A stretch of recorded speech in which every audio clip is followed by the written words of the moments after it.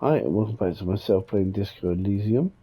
We're about to enter a building for Billy Machine and hopefully give the news about um, their deceased partner.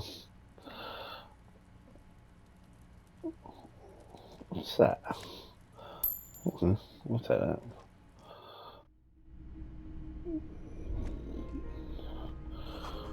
Don't run, okay? Take it slow when it's for apartment. Be respectful. Chalk drawn height chart for children's growth over the years. Close to contemporary pop stars on the wall. Clock ticking away, Charles. Cheerfulness. Textbooks of mathematics, trigonometry mostly. The windows covered in old newspaper clippings. They can't afford paper, curtains.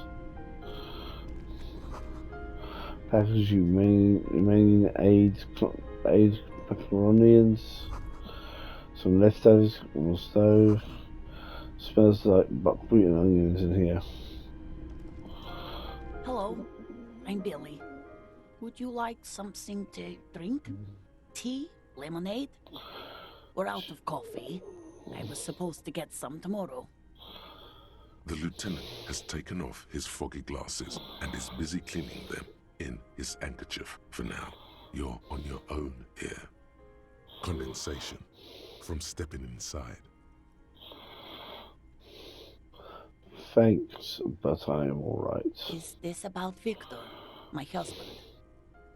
Is he in some kind of trouble again? I can come pick him up in the station if that's what. She stops, her eyes trying to read answers from your face. No, this is something much worse. Is he in a hospital? How bad is it? I noticed you were cooking something. Got to eat? What is this about? Why are you suddenly asking me about my cooking?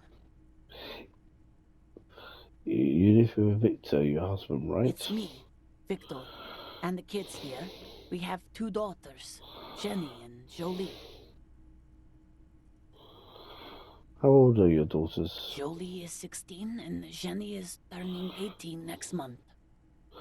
And where is everyone? I don't see anyone home. The girls are staying at their friend's place tonight. And Victor is out. She swallows visibly. Out where? He has a problem with drinking, and so he disappears every now and then. He's probably in the parks drinking with his friends. I sent him to the library a few days ago, but I guess something came up. To your knowledge, did he make it to the library? No, I guess I'll find out when he decides to come back home. She looks at the front door. It shouldn't be long from now. He's never gone for more than a few days. What was the name of the library? Oh, it's in Jamrock. The one at Mayro Street. I don't know the official name. Central Jamrock Public Library? I think, yes, if that's the one on Mayro. It is.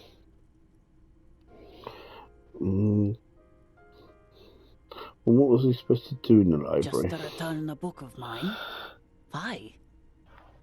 Why all those questions, Detective? Did he... Was it the Glinting Curve by M. Tybolt? Yes. And do you remember what he was wearing when you last saw him? His old leather jacket. Can you describe it? It's just your average brown leather jacket, but he bought it as a teenager, so... What about the inner lining? Yes. The lining is hand-sewn. It's blue. I tried to make the thing more weatherproof since he's running around with it in the middle of winter. There's something else I have to tell you. She folds her hands across her chest. Here it comes. I've increased my odds apart from making her anxious. What's your thing? This is slightly better than 50-50 odds. You've done this before. Just keep your focus.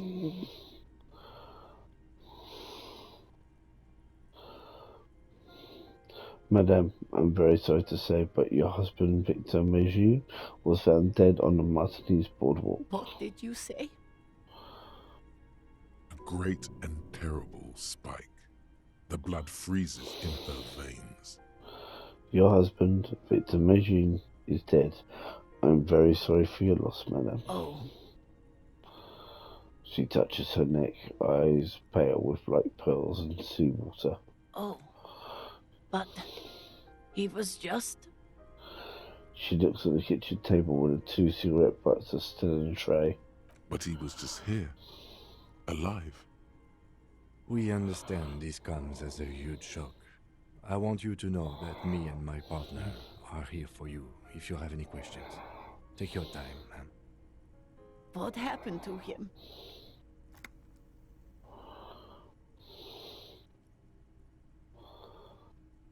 It was an accident. He fell through a hole in the boardwalk and hit his head. Was he drunk?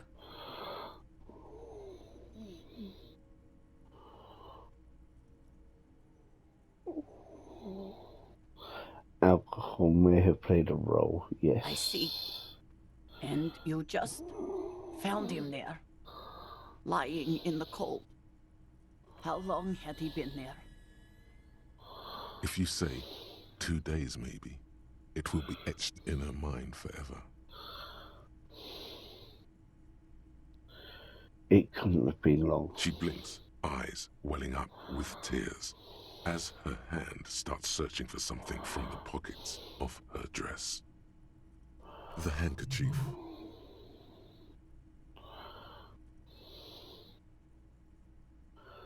No words, just give her the lieutenant's handkerchief. A small, terrified smile quivers on her face as she takes the handkerchief and wipes away the tears. She looks disoriented. Is there anyone we could call for you? A friend, a family member, someone who could be here for you? No, no. I just need to tell my girls. The air gets sucked out of her lungs suddenly. It burns like acid. God, should I call them?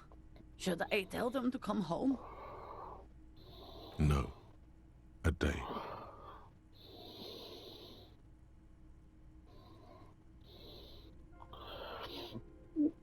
No, take a day to recover. You'll be better prepared when they come home tomorrow. Good. That's probably the right thing. Thank you. She nods, but with a wrecked expression. Just tell me, what do I need to do next? Where is he? Can I see him? We've taken him to the city morgue. The local coroner will be contacting you shortly to arrange the funeral. Here's his number in case you want to contact him earlier. He hands her a leaflet with the morgue contact information. A very good call. Is there anything else that the RCM could do for you? No, I'll call you if something comes up. I'm still... She rubs her face, runs her fingers over her cheeks that have become numb. Thank you. Thank you for telling me. I'll call if... She runs out of breath. Again, I'm very sorry, madame. We should step outside and talk. Set the library card by her, leave the room.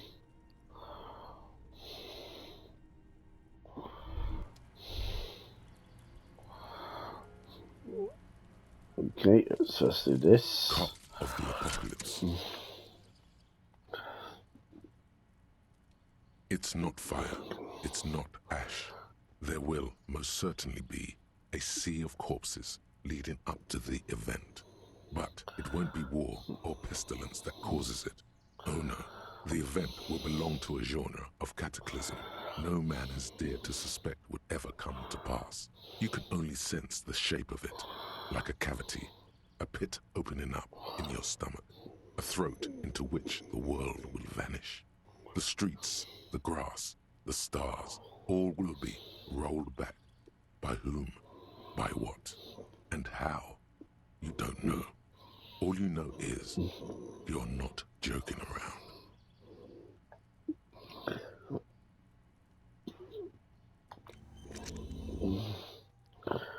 Okay, so that one, there's only one left. I think that's that one. It's got like 10 hours left.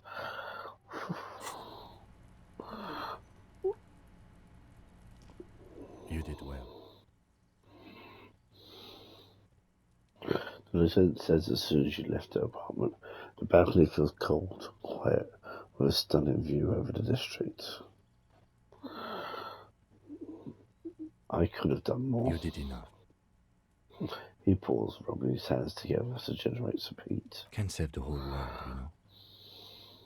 Can't bring the dead back. Nod. What now? I'll call the station when we are finished with the day, and let them know the name of the deceased. That's it. That's it. We should get back to our case now that our duty here is done. What about billionaire kids? They'll manage. They have to. It's not your place to live their lives. Right, this is closed then. Let's go.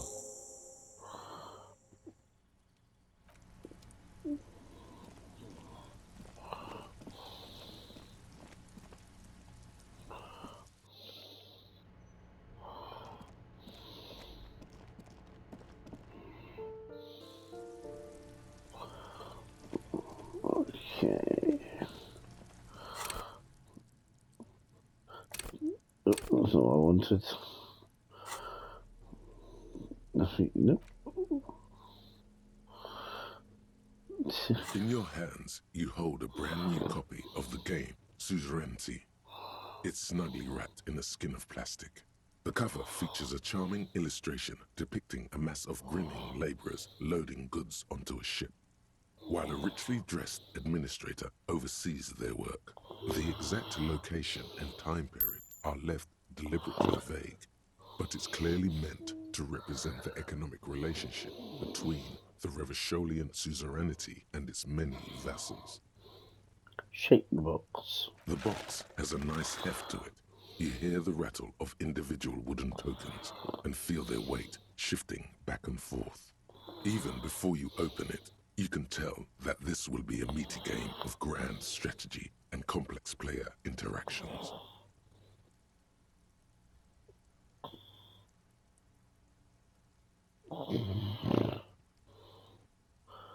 Remove the plastic wrap. The plastic wrap rips off as easily as a bodice in a tawdry historical romance. Open the box. There's a hiss as the lid slides off. Inside, you find a thick, full-color rulebook and more than a dozen pouches of various wooden components. Read the rulebook. Welcome to Suzerainty, a game of economic strategy for the whole family. The rulebook is sumptuously illustrated and thick as a Gradian novel. I wasn't expecting it to be like this. Economical strategy. More like rapturous plunder and exploration. The colourful illustrations depict cheerful workers picking apricots, hauling marble sculptures out of crumbling temples, and harvesting a strange magenta-leafed plant. Everyone is smiling. You begin to suspect there may be a political agenda to this so-called family game. Only one way to find out. The instructions are opaque at first and introduce many concepts you're not familiar with.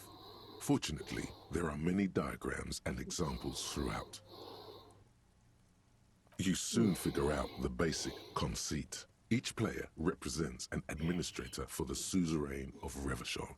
Your objective is to increase the suzerain's wealth and renown by accumulating victory points.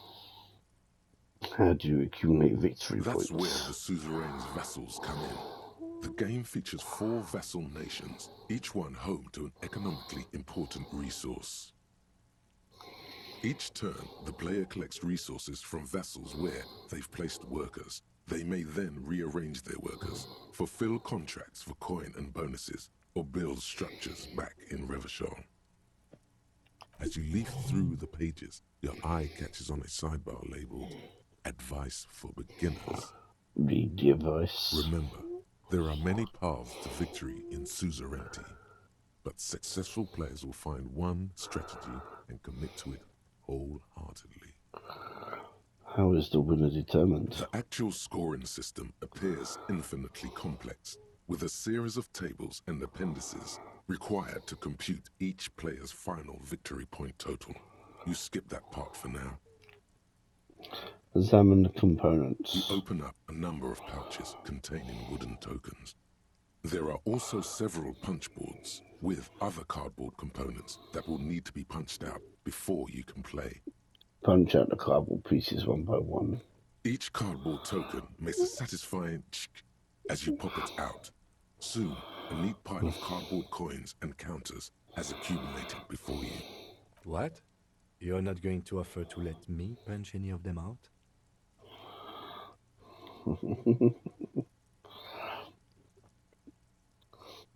Check the wooden tokens. In addition to the worker and building tokens used by each player, there are also several piles of colorful resource tokens, each representing one of the game's 4 principal resources.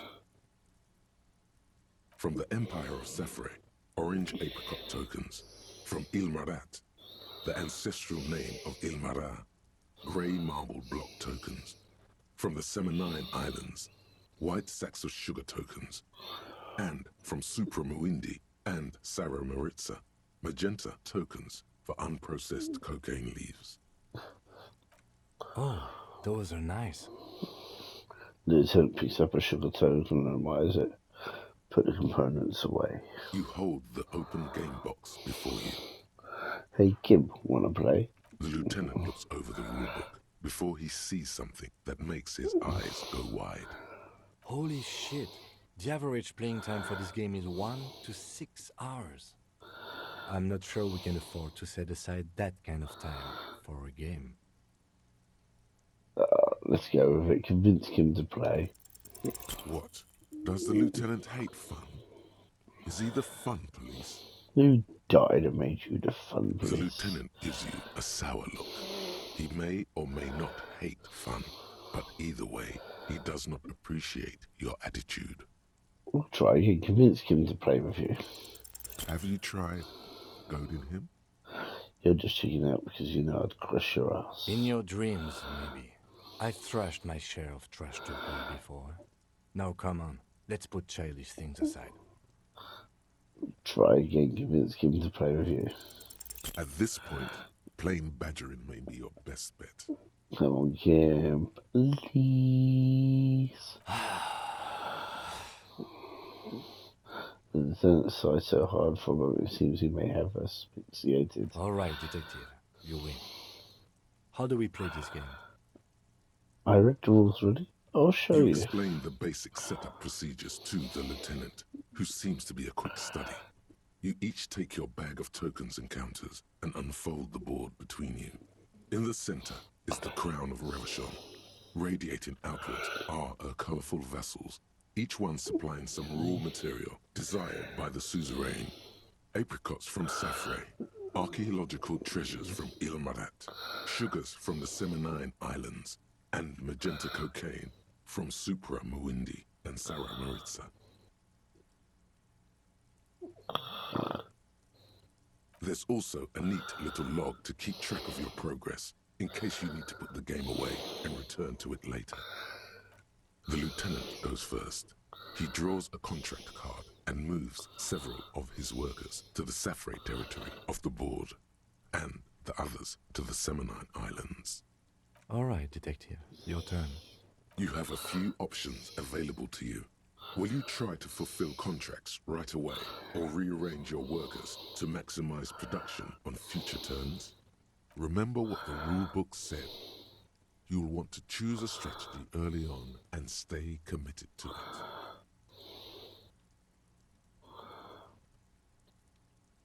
Try to fulfill a You contract. draw a contract card offering a number of coins in exchange for archaeological treasures. You place all your workers on the Ilmarat territory. On your next turn, you produce 6 units of archaeological treasure and fulfill the contract for a handful of coins. Not bad, detective. But not good enough, the lieutenant seems to be saying. As he completes his own contract card. The lieutenant is rewarded with 4 coins and a round wooden token that he places in the center of the board. That's a market. It's worth 2 victory points.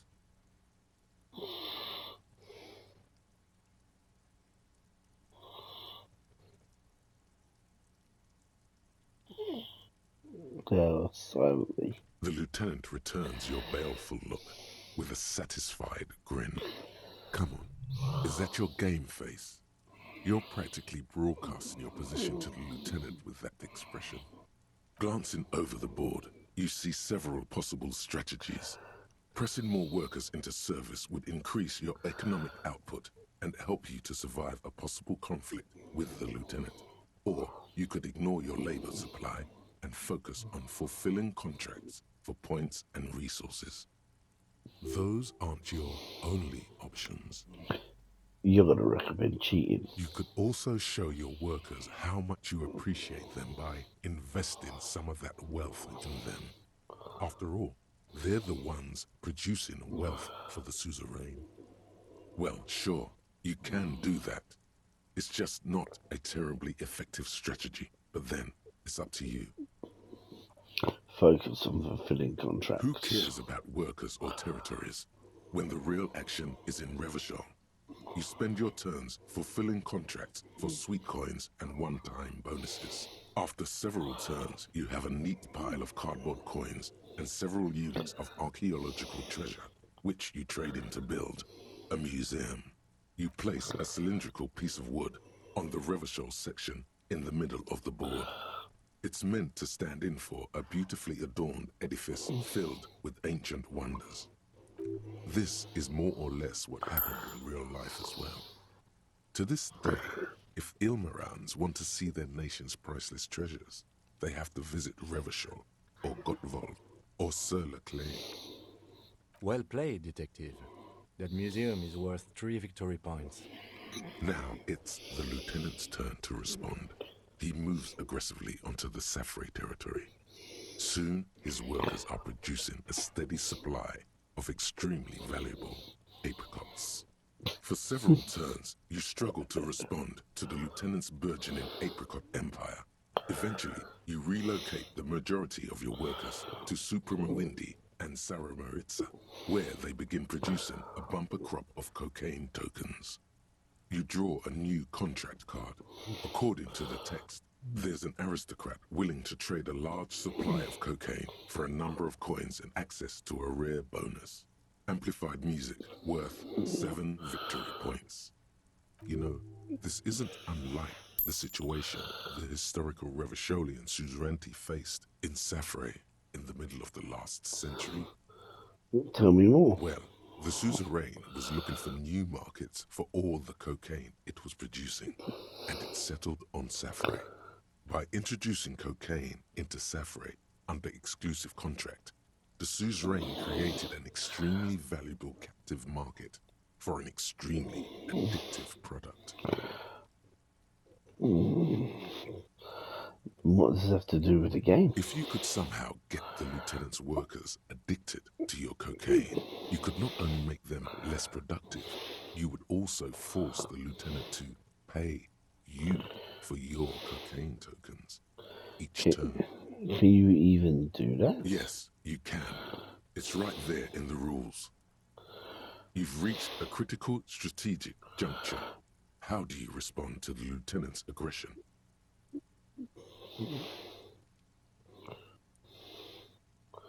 Rock and roll, baby, go for the contracts. It takes several turns, but you slowly begin accumulating the cocaine necessary to complete the contract.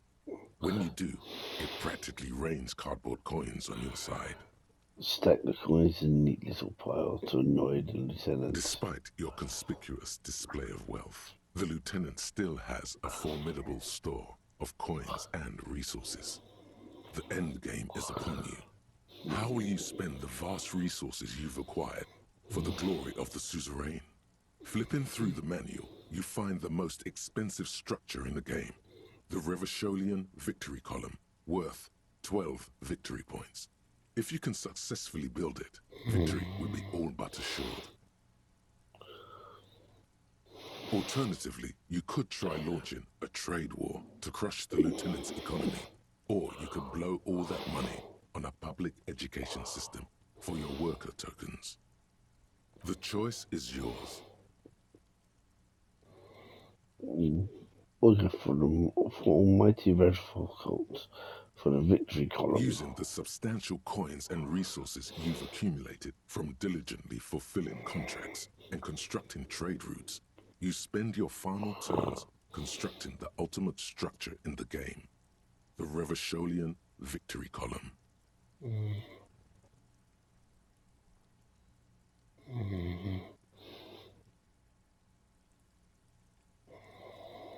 With a triumphant flourish, you remove a rectangular token from one of the satchels and place it next to your museum cylinder in the center of the board. Behold my vast accomplishments. They're nice tokens, yes. Very impressive. Now, let's tally up the scores, shall we? Computing the final scores is almost a game unto itself. You each spend an inordinate amount of time making stacks of coins, consulting tables, and struggling with basic addition and multiplication. After double, then triple checking your maths, you have your final score. 35 victory points. The suzerain will be extremely pleased. I've got 26 points. He says, slightly disappointed. Looks like you won convincingly. Well played, detective. Now let's clean up and get back to work. You hold the open game box before you. Put the game away. That was an amazing detour.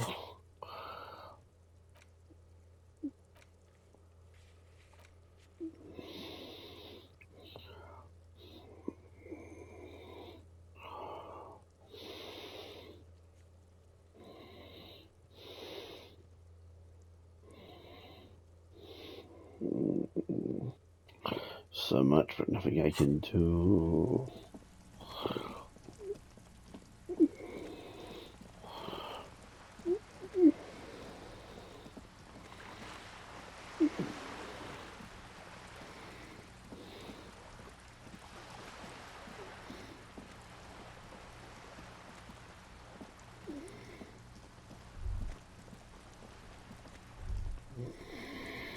All around you, rain falls on the great city of Revachol. Rain drips from the eaves and floods the gutters, washing the filth away. Winter's grip on the city is loosening. The spring thaw is here. Finally, what now? Humid, your coat shields you from the rain while the city shivers around you. What is in the west? Sheets of rain over the water, a flight of stairs leading into the ocean. Wave after wave washing the coast of Martinez, with its motorboats and gently swaying reeds. The ruins of a half-sunken sea fort crumble on an inlet beyond the Bay of Revachol. Ghosts rise into the sky.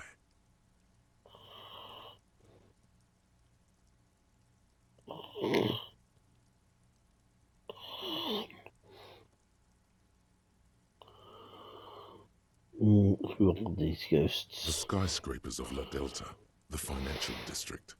Faint What? golden light seeps from the office windows. What is down the shore? Urban coastline, rain dripping off Eternite-covered roofs.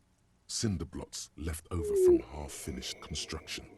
A defunct research and development building, once seized by revolutionaries. An old wooden church stands on stilts above the water.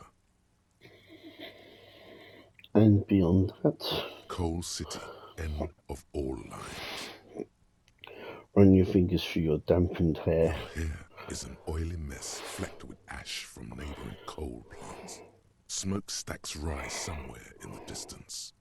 What is in the east? The great gates of the industrial harbor are locked. A chill runs down your back. You shudder like an animal trying to shake water from its hide.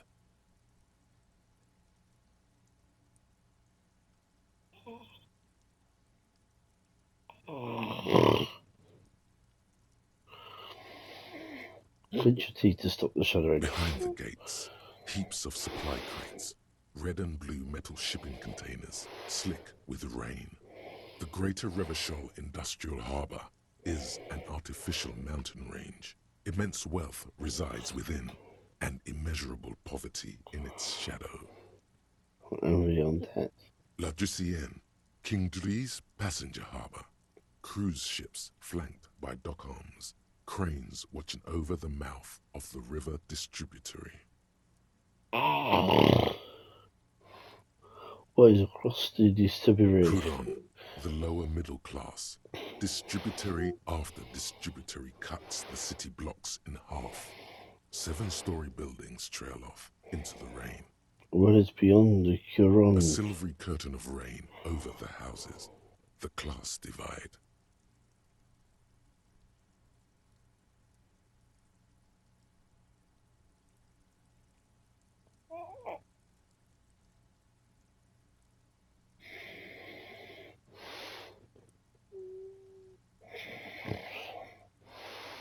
You have never been there. They don't need the law east of the river. What is in the north? Capeside apartments. Tower blocks crowd one another. 4.46mm bullets still lodged in their war-torn stone walls.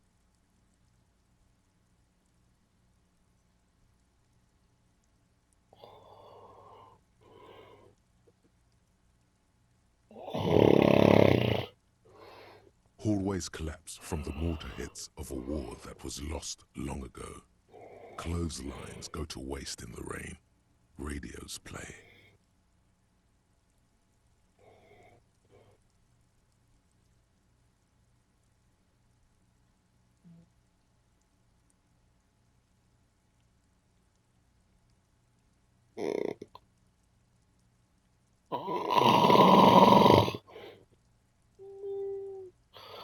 The news at noon.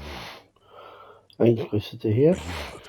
Rain falls onto the roof of a woodshed. The lingering odor of decomposition mixes with that of damp soil. What's in the south? A traffic jam. Rain thrumming on the roofs of motor vehicles. Inside, drivers watch water streaming down their windshields. The statue of a king shudders. He too is cold. The canal bridge has been raised.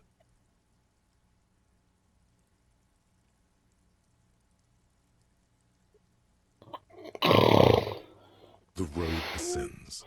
A raised motorway loops above the ghetto. Beneath its concrete columns, a sea of rooftops, woodwork, and tar stretches northward. 4-story buildings as far as the rain can fall. The snows melt in Jamrock. Where's the hood at? Have a brother in the cut. Where the hood at? Why am I not there? To be in Martinaise, where no one goes, at the runoff point of a long-forgotten canal, in the whitest part of town. In the shadow of the day the revolution felled.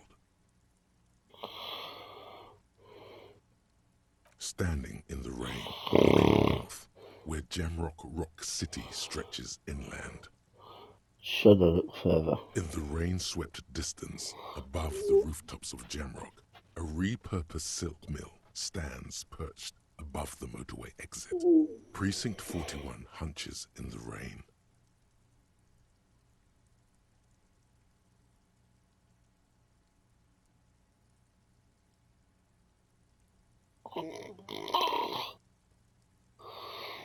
Your vision blurs. You wipe your face with your hand. The rain stings your eyes, making you look up and blink. What's above? More coalition aerostatics, way up there, where rain forms, rotors flutter silently. Your sight clears.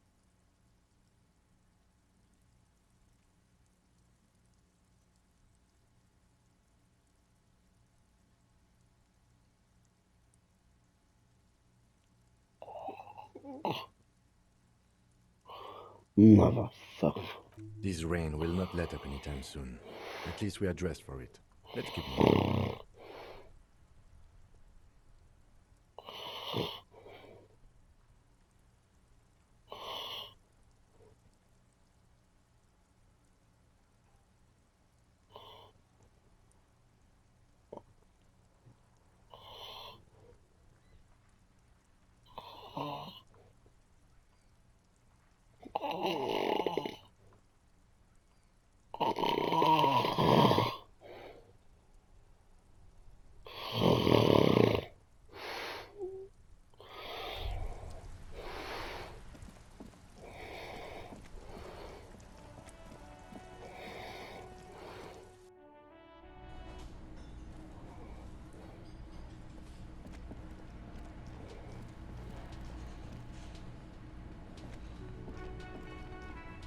Hello, dear. It's good to see a familiar face.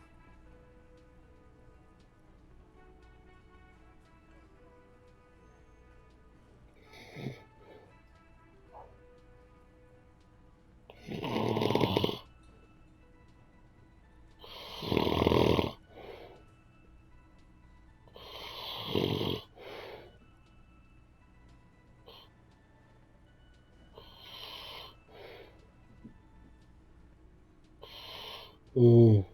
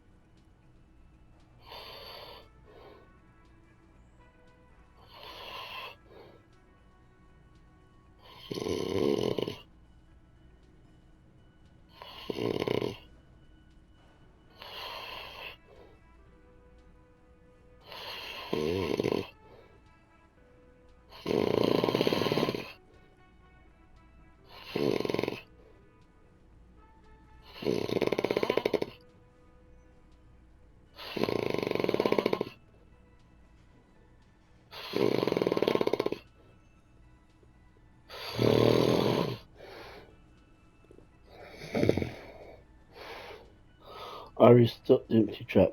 Where is Morel? Thank you for doing that, dear. She manages to smile. Morel still isn't feeling well. I convinced him to stay at Gary's to get some rest. I'm afraid the cold has really gotten to him.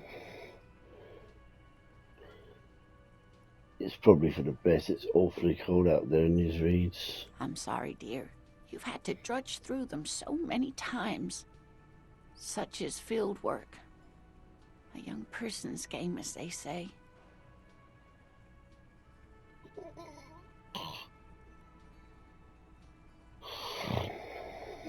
Her voice is shaky. What is going on here? So who's going to check the traps? Morel will eventually, or we'll talk Gary into going back out, perhaps. The lieutenant stares at his shoe, caked in mud. He doesn't say anything.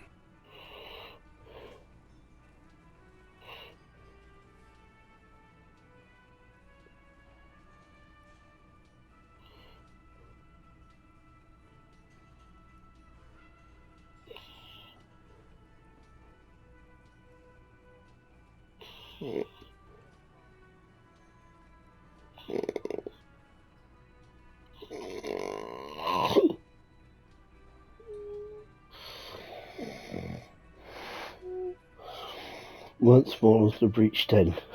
On with undue optimism. That really is too much, sweetie. Thank you for your dedication, but I can see you're coming down with a cough yourself. Very strange. Why is she not letting me do this? It's like she's given up. Linda, what's wrong? You seem different. Different? How? You're not telling me the whole story. I'm not. It's not that. She doesn't know how to end a sentence. What is it? It's a strange feeling. I haven't really told this to anyone, but you are a police officer. Do you ever wonder if some lovely story from your childhood is just that? A story? Or a dream? Seeing the Insulindian phasmid was just a story I used to tell people. I didn't really think about whether it was real or not. But Morel told me you seen it. You also told me. Morel's so proud of it. He always tells everyone.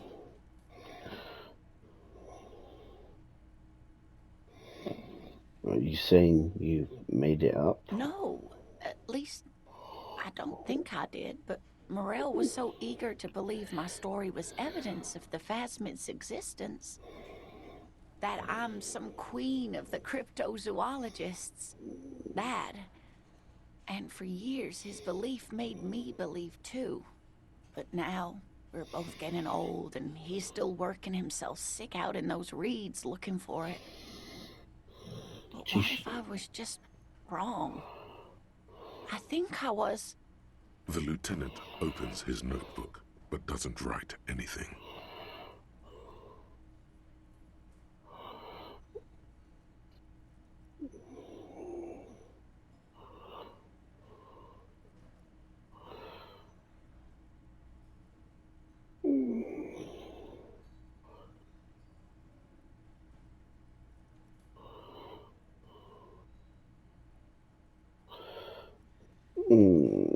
So many choices.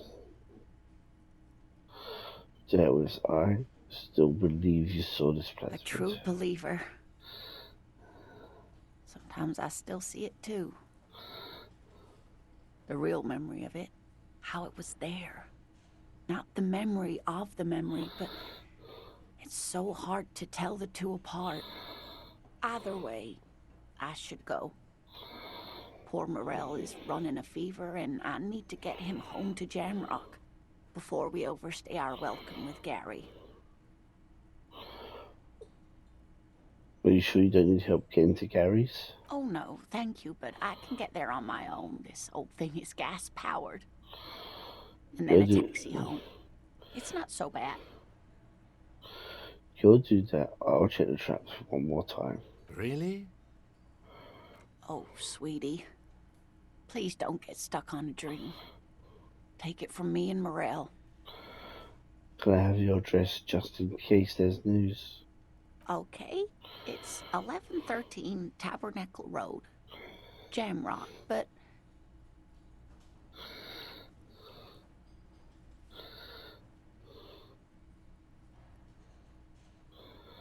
It's been a pleasure, madame.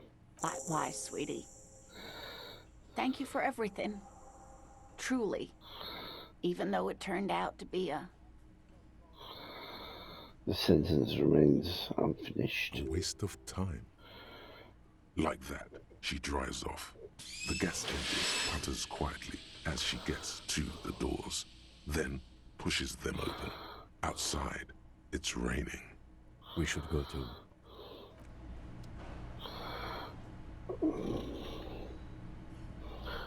Okay, we're going to end this recording here. As usual, if you've watched all of this, thank you very much, and I'll catch you guys